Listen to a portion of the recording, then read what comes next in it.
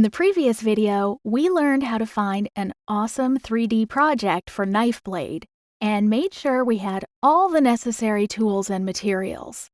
Now we'll prep our materials for knife blade and cut our design using Cricut Chipboard.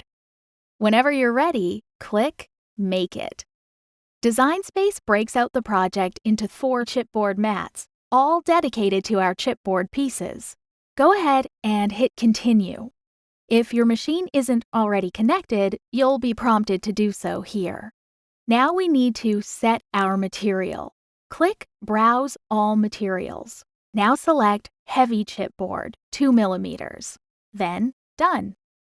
Next, Design Space prompts us to load our tools and mat.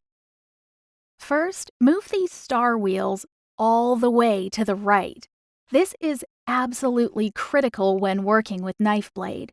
Otherwise, you'll end up with a noticeable indentation on the material, probably not the look you want for a finished project.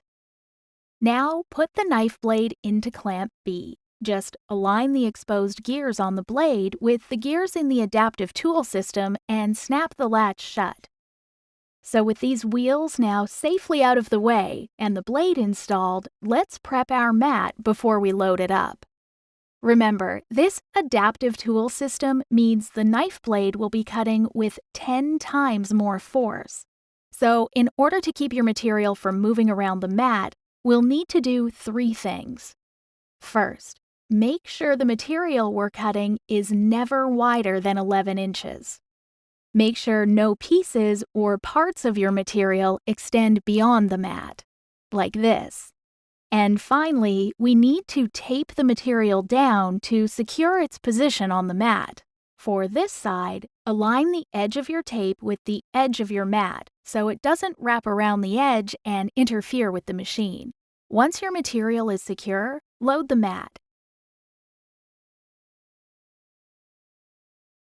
And when you're ready, press the flashing Go button.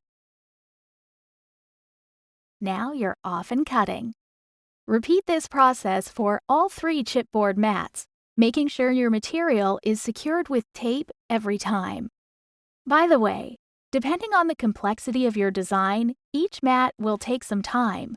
Your maker cuts through thicker and denser materials by making several passes, getting deeper and deeper until it completes the cut. So make sure you plan your project time accordingly.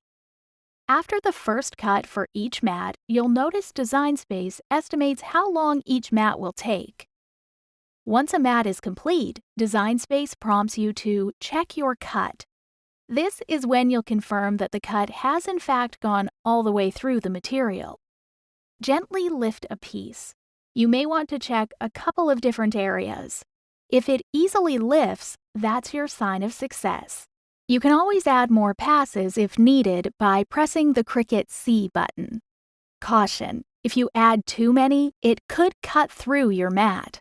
If it's clear that your cuts are complete, you can go ahead and unload your mat. Now carefully remove tape from each side, and then remove the cut from the mat. When you've got all your materials cut and ready to go, we're ready to assemble, which is exactly what we'll do in the next video. See you there!